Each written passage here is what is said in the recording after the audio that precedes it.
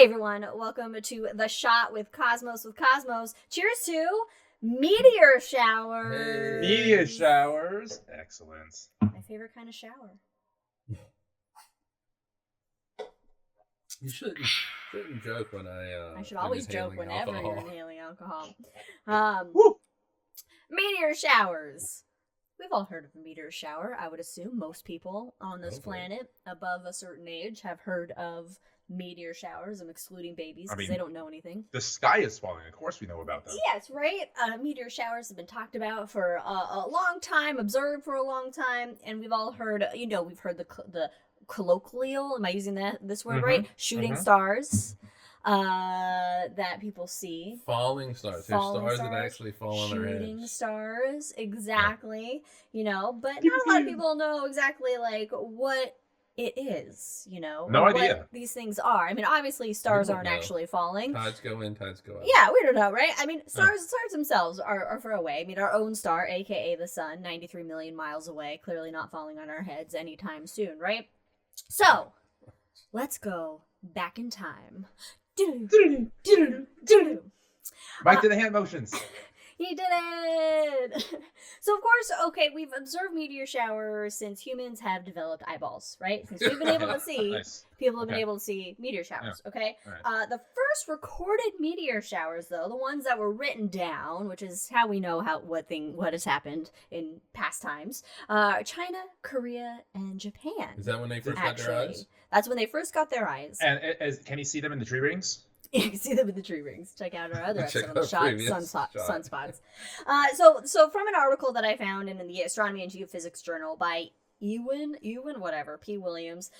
So here's a couple of excerpts from recorded meteor showers of old. 687 BC, March 23rd, stars fell like rain.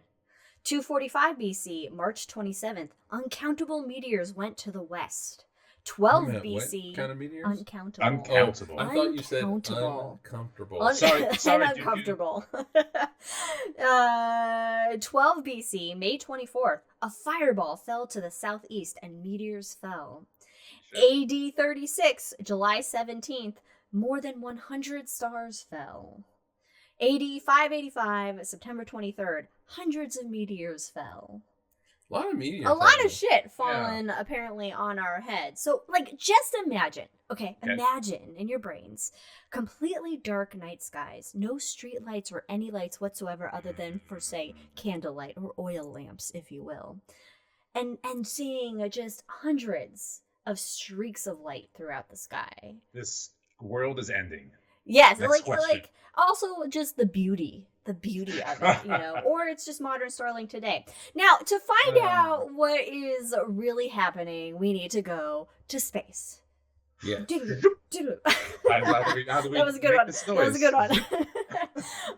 So obviously we know, as I've said, stars are not actually falling, but there's a lot of space debris. There's a lot, literal tons and tons of debris in space. Why didn't the stars pick up after their debris they left?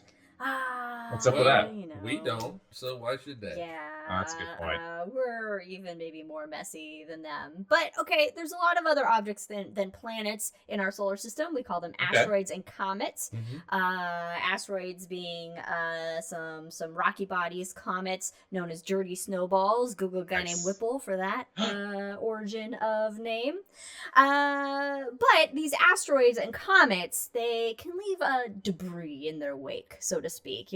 Pieces of asteroids can come off. For comets, you have, as they get closer to the sun, it sublimates that material, melts that material. You get some it has two tails, but you get a tail coming from the comet of icy and dusty particles. Well, guess what? What? These asteroids and these comets, they don't necessarily orbit in the same plane as the planets of the solar system.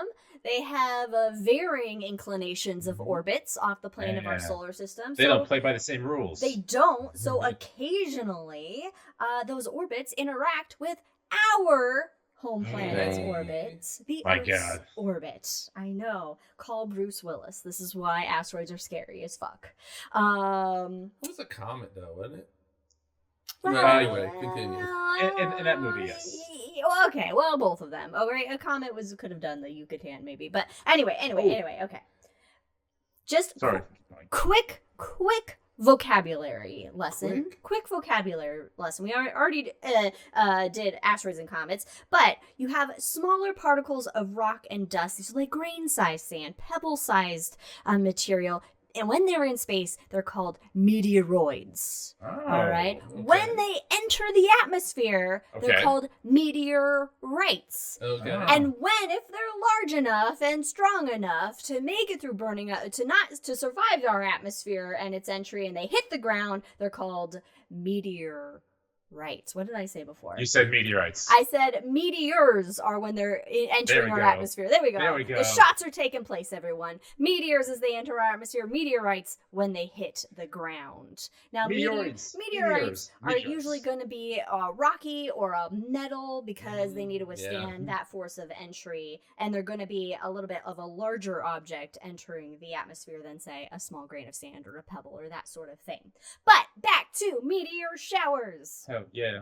Meteor showers occur when we are passing through the tail of a comet, a debris stream of an asteroid. Asteroids much rarer to cause a meteor shower. They're typically caused by passing through the tail of a comet. And we see that material burning up in our atmosphere as these streaks of beautiful, gorgeous light above our heads.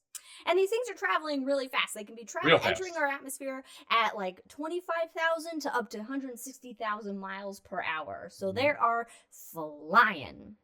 Where are my notes? Where are my notes? There we go.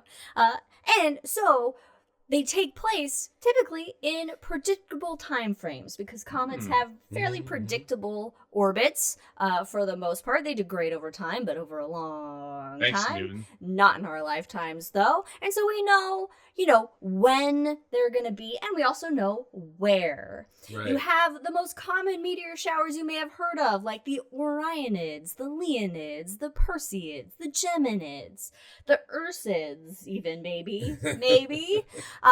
That's just satellites deorbiting.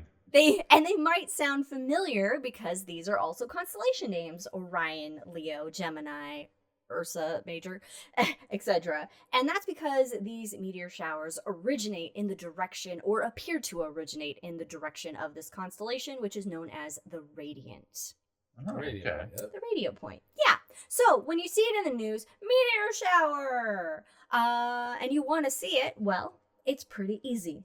All you need to do is go outside at night after the hours of midnight is ideal, before dawn, and hopefully there's no moon because the moon is kind of a buzzkill when it comes to meteor showers.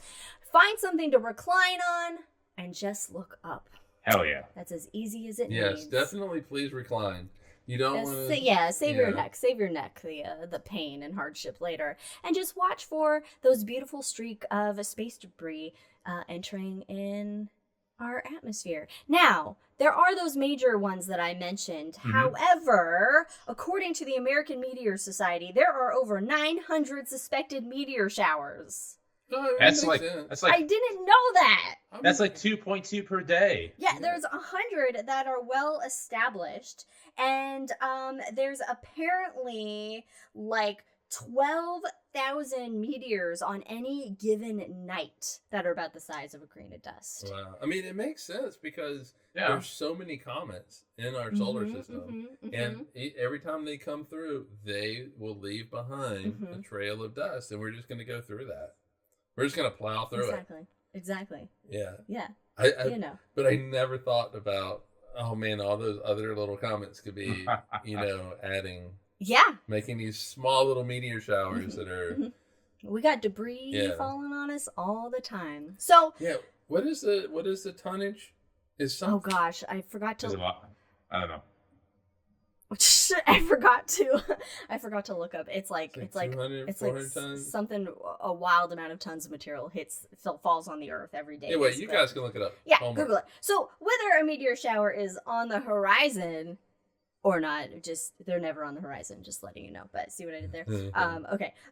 Take some time at night to go out and just appreciate the night sky and whatever you may find in it, whether it's meteors, satellites, there's a ton of them, planets, constellations, and just appreciate the larger universe that we all live in.